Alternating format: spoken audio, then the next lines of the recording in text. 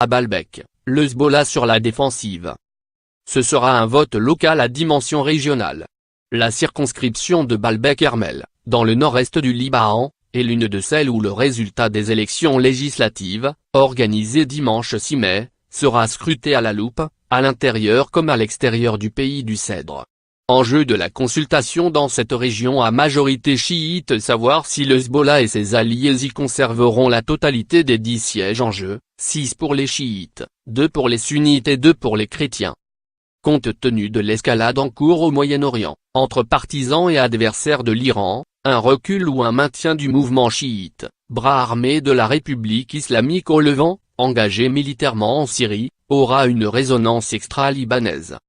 Dans la région de Baalbek-Hermel, qui couvre la partie nord de la plaine de la Bekaa, une zone agricole déshéritée, où les 3/4 des 300 000 électeurs sont chiites, le Hezbollah a l'habitude de triompher sans effort. La cité antique est le berceau de ce parti milice, qui a vu le jour au début des années 1980, à l'instigation d'émissaires de l'ayatollah Khomeini, décidé à propager la révolution islamique iranienne.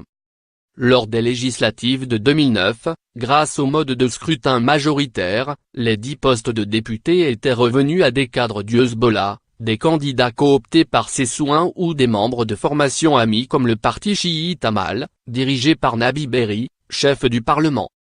Mais l'adoption d'une nouvelle loi électorale, qui instaure un mode de scrutin hybride, une sorte de proportionnel tempéré, introduit cette année une part d'incertitude. Pour la première fois depuis longtemps, l'élection ne se résumera pas à un plébiscite pro-Hezbollah, veut croire Antoine Lachi, un universitaire, membre des forces libanaises, un parti chrétien de droite, qui s'est allié dans cette circonscription avec des notables chiites indépendants et des